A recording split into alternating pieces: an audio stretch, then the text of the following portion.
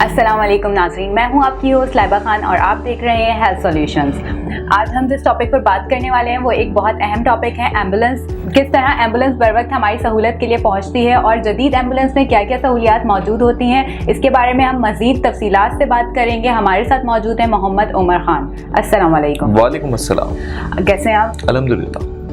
आज जो टॉपिक है वो एम्बुलेंस के बारे में है, तो आप हमें पहले तो ये बताएं कि एम्बुलेंस की अब कंडीशन, पहले हम कंडीशन के बारे में बात करते हैं कि एम्बुलेंस की पहले क्या कंडीशंस होती थी और अब जदीद एम्बुलेंस में क्या क्या सहूलियात होती हैं। देखिए, सबसे पहली बात ये कि एम्बुलेंस जो है एमरजेंसी की सूरत हाल में, और अब तो अगर ये भी देखा जाता है कि एमरजेंसी की सूरत हाल नहीं है, लेकिन अगर पेशेंट को आपने रिलीफ देने के लिए कहीं भी हॉस्पिटल पहुंचाना है या मेडिकल सेंटर, तो एम्बुलेंस का सहारा लिया जाता है। तो एम्बुलेंस जो है वो इस हवाले से सबसे इम्पोर्टेंट समझी जाती है कि अगर कोई भी एमरजेंसी है तो फर्स्ट ऑफ ऑल सबसे पहले एम्बुलेंस को ही कॉल की जाती है। पाकिस्तान के अंदर एम्बुलेंस का कोई गवर्नमेंट सेक्टर में सिस्टम नहीं है, और बहुत अरसे के बाद यानी अब से 4-5 साल पहले पंजाब में सिर्फ ये सिस्टम इंट्रोड्यूस हुआ था, और गालिबन वो 1122 के नाम से एक रेस्क्यू सर्विस शुरू हुई। लेकिन इससे पहले एम्बुलेंस की जो बुनियाद पाकिस्तान में रखी गई वो अब्दुल सत्तार ईदी ने रखी, और ईदी फाउंडेशन ने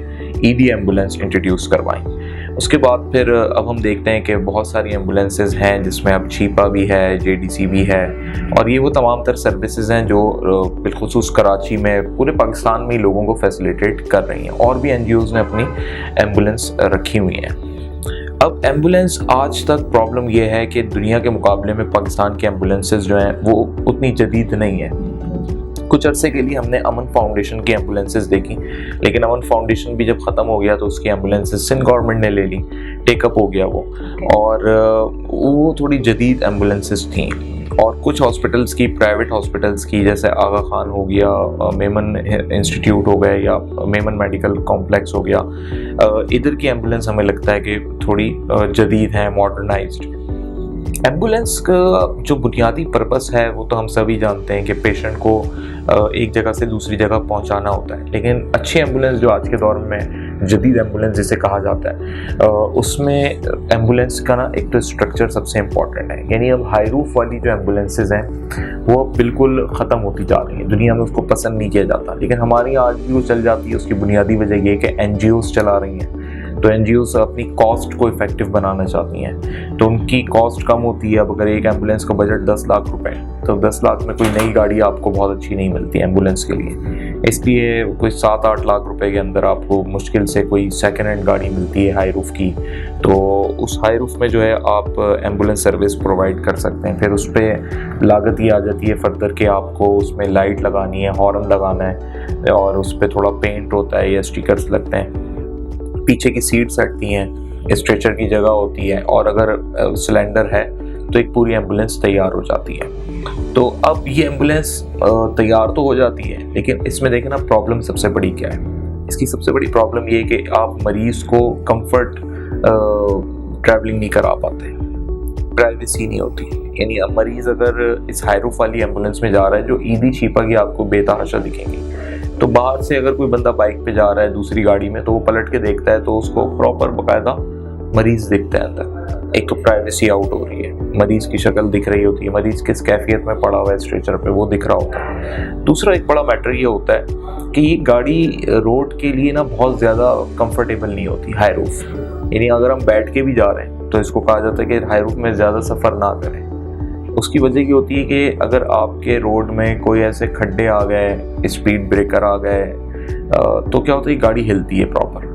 तो बैठे हुए शख्स के लिए कहा जाता है कि आपकी स्पाइनल कॉर्ड, आपकी बैकबोन के लिए अच्छा नहीं है। यानी आपको बोन, आपकी डिस्क जो है वो डिसबैलेंस हो सकती है नॉर्मल आदमी। तो आप सोचें अगर एक पेशेंट स्ट्रेचर पे लेटा हुआ है वो कितने झटके खाता होगा एम्बुलेंस में, कितना, अगर उसको कोई सर की तकलीफ है और वो लेटा हुआ है तो उसको तो कितनी दफ़ा तो सर हिलता होगा उसका, या हड्डी टूट गई या कोई भी ऐसा मसला हो गया, स्ट्रेचर पे वो लेटा हुआ तो है लेकिन एम्बुलेंस कंफर्टेबल नहीं है।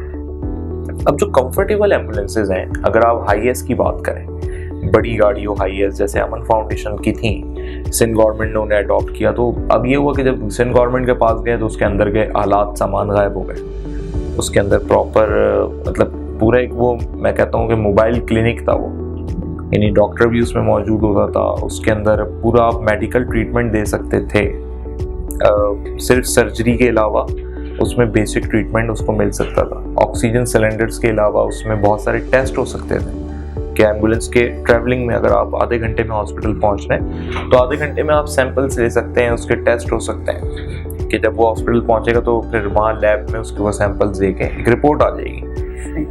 ये टेस्ट से मेरी मुराद यहाँ ये भी है कि उसका बीपी चेकअप हो सकता था, उसका शुगर टेस्ट हो सकता था, ये चीज़ें वहीं हो सकती थी एम्बुलेंस में। बट अब हमारे यहाँ पाकिस्तान में उस मॉडर्नाइज लेवल की या मॉडर्न एम्बुलेंसेस नहीं है। तो अभी जो एम्बुलेंसेस का हमारे यहाँ कल्चर है ना वो बहुत अजीब है। एम्बुलेंस का ड्राइवर एक तो वो इंतहाई नाख्वानदा होता है, उसको बात करने की तमीज़ नहीं होती, उसको पेशेंट को कैसे ट्रीट करना है। तो ड्राइवर का काम एक्चुअली पेशेंट को ट्रीट करना है भी नहीं, उसका काम ड्राइविंग करना है।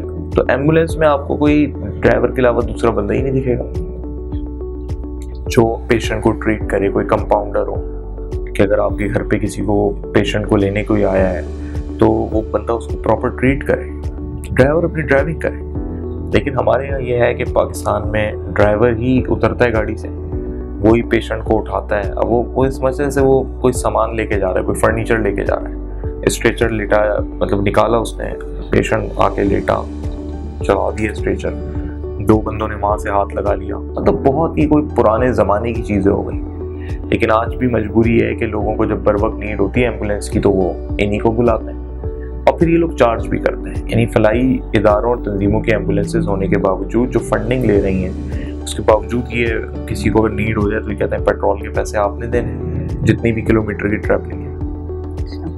एक बड़ा मसला ये भी है कि पेशेंट को दूर दराज हॉस्पिटल ले जाते हैं, इनके पेशेंट को डिलीवर करने के इनको कुछ कमीशंस मिलते हैं। इस पे बहुत हद तक तहकीकात हुई लेकिन कोई खातिर खा नताइज नहीं मिल सके। यानी अगर किसी पेशेंट की कोई इमरजेंसी है तो ये कहेंगे जी, अगर कोई गुलशन का पेशेंट है तो कहेंगे इसको जिन्ना अस्पताल ले जाओ, जबकि उसको गुलशन के नज़दीकी अस्पताल में ले जा सकते थे आप। अब क्या होता है कि इनको ड्राइवर को फ़ायदा होता है एम्बुलेंस कि जितना दूर का सफ़र होगा उसके पैसे ज़्यादा बनेंगे।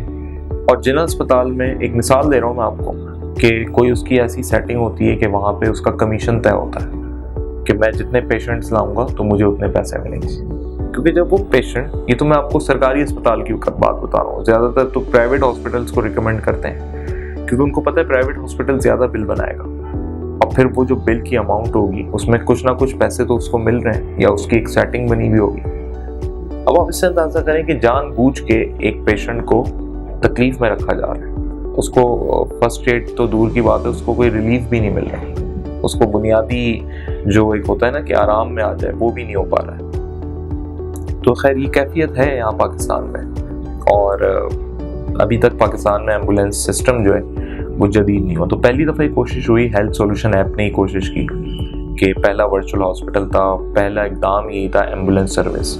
और वो इकदाम इसी सिलसिले में था कि किसी को भी एम्बुलेंस की नीड हो, नंबर याद नहीं होते तो आप फ़ौरन इस ऐप के ज़रिए एम्बुलेंस बुला लें। तो अब आप इससे अंदाज़ा करें कि बहुत सारे NGOs जो हैं वो इस पैनल पे नहीं आना चाहते, जबकि तो उनके लिए भले की बात है। आप ही सोचें ना कि अगर मैं ही कह रहा हूँ कि जी मेरी 10 एम्बुलेंसेज हैं तो मेरी 10 एम्बुलेंसेज को कॉल कैसे किया जाएगा, किसी नंबर के थ्रू किया जाएगा।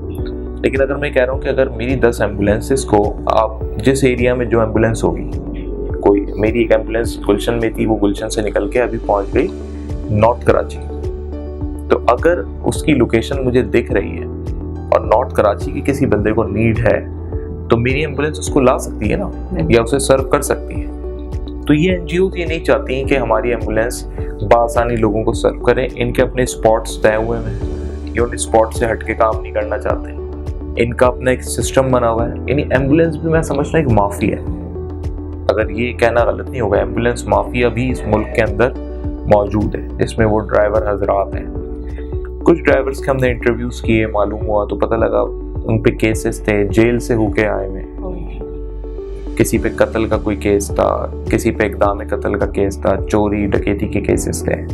मैं ये नहीं कह रहा कि तमाम एम्बुलेंस ड्राइवर इतने बुरे होते हैं, लेकिन कुछ ऐसे भी होते हैं नशा करते हैं, क्योंकि इनकी रज़ाकाराना जो सैलरीज होती हैं, यानी इनको जो बहुत वो लिमिटेड अमाउंट मिलता है, इनको मिल जाते हैं कोई 15-20 हज़ार रुपये मंथली। अब 15-20 हज़ार रुपये मंथली में ही 12 घंटे की ड्यूटी करने वाला शख्स, फिर अगर वो नशे ही है, उसको ड्रग्स चाहिए, तो आप खुद सोचें कि कैसे वो ट्रीट करता होगा, वो कैसे एक एम्बुलेंस को लीड करेगा। ये बड़ा बेसिक प्रॉब्लम है। अब इस पूरे प्रॉब्लम का एक बड़ा बुनियादी डिजिटल सॉल्यूशन जो हेल्थ सॉल्यूशंस ने दिया, उसको इजीली कोई अडॉप्ट नहीं करना चाहता, खुद गवर्नमेंट उसे अडॉप्ट नहीं करना चाहता, क्योंकि ये एक ऐसा सॉल्यूशन है कि आप इसमें देखें ना कि आप ज़रूरी नहीं है ना कि मुझे ईदी, चीपा, जेडीसी सबके नंबर याद हो, आलमगीर के याद हो, फलाने के याद हो, तो लेकिन अगर मेरे पास एक ऐसी ऐप है कि बस मैं देखूं यार मैं इस लोकेशन में, इसमें भी गुलिस्तान जौहर में, मुझे अल्लाह ना करे ज़रूरत पड़ गई एम्बुलेंस की किसी के लिए, या दो मैं आपको इसमें पॉइंट बताता हूँ। एक ये कि मुझे यहाँ ज़रूरत पड़ गई, तो जैसे दूसरी कैब सर्विस होती है, उस तरीके से मैंने देखा मेरे एरिया में कहाँ का एम्बुलेंस मौजूद है, तो मैं जैसे ही अपनी लोकेशन डालूंगा तो करीबी तमाम जो शो ऑफ हो रही हैं उनके पास मेरी कॉल चली जाएगी, वो फ़ौरन मेरे कनेक्शन में आ जाएगी। जो जितने करीब होगा, जैसे 2-4 नाम आ गए, ये 3 मिनट के फासले पे, 7 मिनट के फासले पे, तो मैं जिसको चाहूँगा उसमें फ़ौरन बुला लूँगा। इसी तरह मैं यहाँ बैठा हूँ, एम्बुलेंस की नीड डिफेंस में पड़ गई, तो मैं क्या करूँगा, यहीं से बैठे बैठे जैसे हम कैब बुक कराते हैं, वहाँ पर हम उसको पूरी एम्बुलेंस बुक करा देंगे।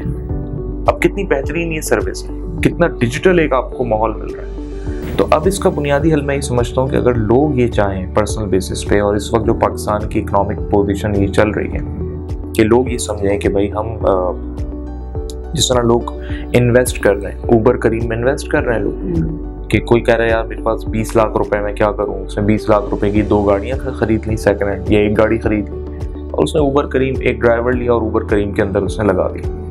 अगर लोग चाहें तो ये भी एक उनके लिए, क्योंकि देखें जिसको नीड है वो तो एनजीओ की एम्बुलेंस को भी पे कर रहा है, तो वो इधर भी पे कर देगा। और आजकल एम्बुलेंस की इतनी कॉल्स हैं, यानी ज़रूरी नहीं कि आपको इमरजेंसी हो तभी एम्बुलेंस की कॉल हो, आपने वैसे भी मेडिकल ट्रीटमेंट के लिए जाना है, लेकिन फिर एम्बुलेंस भी उसी स्टैंडर्ड की, यानी वो उस तरह की हाई रूफ ना हो। तो एक अच्छी एम्बुलेंस को तैयार करवाया जाए, उसे हेल्थ सॉल्यूशन के पैनल पे आप एम्बुलेंस सर्विस पे रजिस्टर्ड करा लें, आपके पास भी एप्लीकेशन का एक्सेस आ जाएगा, जहाँ पे आपकी एम्बुलेंस होगी वहाँ जिसको नीड होगी। हेल्थ सॉल्यूशन के यूज़र अल्हम्दुलिल्लाह बढ़ते जा रहे हैं, पूरे कराची, पूरे पाकिस्तान में फैल रहे हैं। तो ये एक लोगों को इकोनॉमिकली बेनिफिट भी देगी, ना सिर्फ इकोनॉमिकली बेनिफिट देगी बल्कि यूज़र्स को काफ़ी फ़ायदा होगा कि पेशेंट की बर वक्त जो है वो ट्रांसपोर्टेशन हो सकती है, और आपके पाकिस्तान में, हमारे पाकिस्तान में एक अच्छा एम्बुलेंस सिस्टम मॉडर्नाइज वे में आएगा। तो जिस तरह से एम्बुलेंस तो मॉडर्नाइज होंगी, लेकिन उसके लिए जो उनका अमला होगा उसकी भी तो ट्रेनिंग ज़रूरी होगी। देखिए जब मॉडर्नाइज से वो शामिल है वो चीज़ उसमें, देखिए अमला क्या है उसमें, ड्राइवर की मेन कैपेबिलिटी। अगर आप ड्राइवर को ट्रेन करते हैं कि वो एक एथिकली वे में ट्रीट करना जानता हो, उसको पता है ड्राइविंग कैसे करनी है। अब आप देखें कई ऐसी सड़कें, शाहराह ऐसी हैं कि वो जल्दी पेशेंट को पहुंचाने के लिए, तो उसमें वो माइक पे भी कह रहा होता है सामने से हट जाएं, सायरन भी बजा रहा होता है, उसका अपनी स्पीड पे कंट्रोल नहीं होता।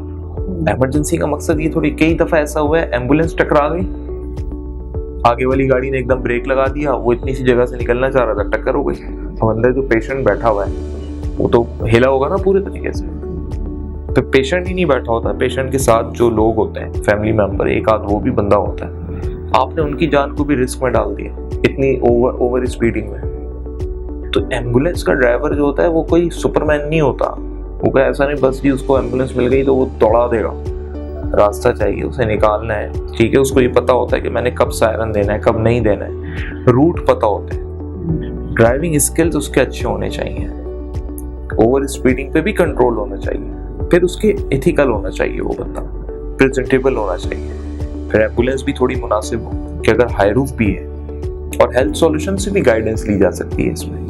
अगर कोई इस तरीके का काम करना चाहता है वो हेल्थ सॉल्यूशंस के ऑफिस आए, अपना प्रपोजल लाए, कंसल्टेंसी उसको मिल जाएगी कि एम्बुलेंस कैसी, मतलब हाई रूफ को भी जदीद बनाया जा सकता है, कैसी होनी चाहिए कि आप एक एयर कंडीशन एम्बुलेंस में अपने, लेकिन जितना अच्छा माहौल मिलेगा पेशेंट को उतना मेंटली वो रिलैक्स फील करेगा, और अगर उसको इतनी बड़ी बीमारी नहीं हुई है, इतनी ट्रेजेडी नहीं थी, लेकिन वो इतने गंदे माहौल से पहुंचा है कि वो उसको ले जाने वाले ही उसके मुंह से गुटखे की बू आ रही है, तो क्या उस भी अब अजीब वो कैफियत में आ रहा है। फिर वो एक ऐसे अस्पताल में पहुंच जाए सिर्फ इस वजह से कि एम्बुलेंस ड्राइवर का कमीशन वहाँ तय है, वहाँ उसको और गलत ट्रीटमेंट मिले। तो ये बड़ा इंपॉर्टेंट फैक्टर है कि ये इस बात का तयन हो कि उस बंदे के करीबी अस्पताल कौन से हैं, ये भी ऐप के ज़रिए मालूम होगा। इस बात का तयन हो कौन सी एम्बुलेंस उसको सर्विस लेनी चाहिए, ये भी ऐप के ज़रिए मालूम होगा। और हेल्थ सॉल्यूशंस की अपनी एम्बुलेंस सर्विस भी इस तरह बन सकती है अगर लोग उसमें चाहें, तो मैं समझता हूँ ये एक बड़ी अपॉर्चुनिटी।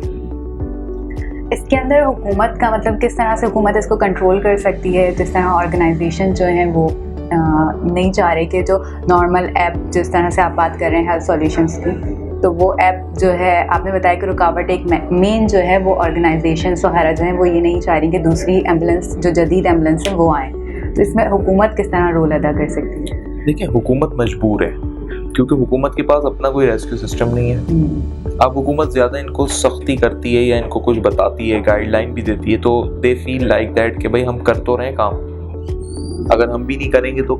जैसे वो ईदी फाउंडेशन वाले ही कहते हैं कि जी अगर ईदी नहीं होती तो हीट स्ट्रोक के ज़माने में लाशें उठाने के लिए कोई नहीं होता। एक वक्त कराची में किलिंग होती थी तो सड़कों पे लाशें पड़ी होती थी टारगेट किलिंग होने के बाद, तो वो कहते हैं अगर ईदी की एम्बुलेंस, चीपा की एम्बुलेंस नहीं होती तो पता नहीं कितनी हज़ारों लाशें ऐसी बड़ी सड़ जाती सड़कों पे, कोई उठाने वाला नहीं होता। हम मानते हैं इस बात को, लेकिन क्या आप हर चीज़ को एक ही पैमाने में देखेंगे? गवर्नमेंट की यहाँ ये जिम्मेदारी बनती है कि जो हेल्थ बजट है उसमें आप NGOs को नहीं, अब ऐसी कंसल्टेंट्स, ऐसे इदारों को जैसे हेल्थ सॉल्यूशंस हैं, इनको आप ऑन बोर्ड लें। यहाँ पढ़े लिखे लोग बैठे हैं, उनके साथ आप बैठ के पॉलिसी मेकिंग करें, उनके साथ आप आगे पाकिस्तान को मज़ीद डिजिटल हेल्थ की तरफ लेकर आने की बात करें, तो आपको 10,000 इसमें सजेशंस मिलेंगी, इम्प्लीमेंटेड प्लान्स मिलेंगे, इंटरनेशनल रिकग्नाइज्ड प्लान मिलेंगे।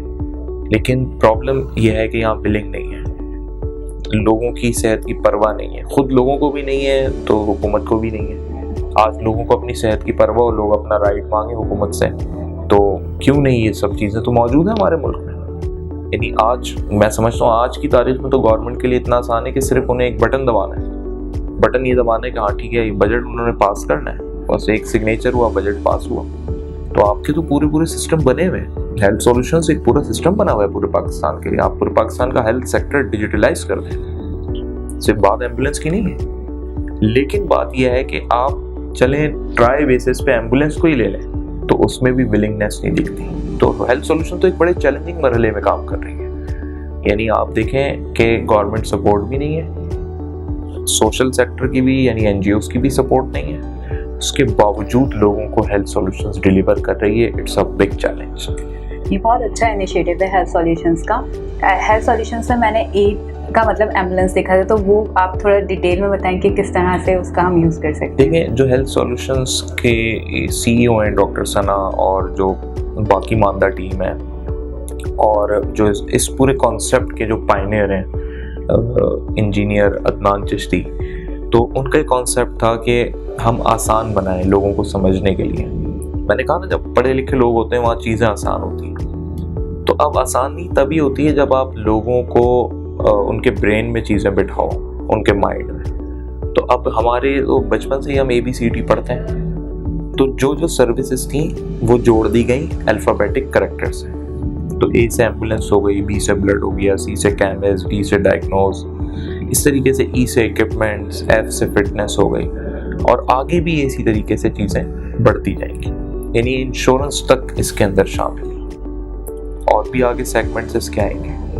तो अब ABCD से याद हो जाता है, तो अब आपको या मुझे याद हो गया, और हमारे सामने कोई ऐसा केस आया, उसने कहा यार मुझे मेडिसिन चाहिए। कोविड में कई ऐसे केसेस हैं कि भाई घर से कैसे निकलें, लॉकडाउन वाली पोजीशन है, दवाइयाँ तो चाहिए, या ऐसी पोजीशन सम टाइम आ जाती है मिडनाइट है, कहाँ से बंदोबस्त करें दवाई। और कोरोना में काफ़ी लोगों को फैसिलिटेट किया गया, तो उसमें सबसे बेस्ट सॉल्यूशन या बेस्ट वे ये निकला ना कि हमें, आपको पता था, हमने फ़ौरन सजेस्ट कर दिया कि भाई ये सर्विस है, आप ये करें, इस ऐप पे जाएं, इस तरीके से आप इसको अवेल करें। और लोगों ने जब अवेल किया तो उनके फिर आप फीडबैक से अंदाज़ा करेंगे उन्होंने बड़ा इस चीज़ को सराहा, अप्रिशिएट किया, क्योंकि उनकी ज़िंदगियों में उनके प्रॉब्लम्स आसान हुए। हेल्थ सॉल्यूशंस ऐप डाउनलोड करें ताकि इमरजेंसी के वक्त एम्बुलेंस फौरी मिल सके। उम्मीद है नाज़रीन आज का प्रोग्राम आपको पसंद आया होगा। आपने जाना कि जदीद दौर के साथ हम किस तरह एक ऐप के इस्तेमाल, हेल्थ सॉल्यूशंस ऐप के इस्तेमाल से हम अपनी ज़िंदगी आसान बना सकते हैं और दूसरों की भी मदद कर सकते हैं। तो अपनी होस्ट को दीजिए इजाज़त। खुदा हाफिज़।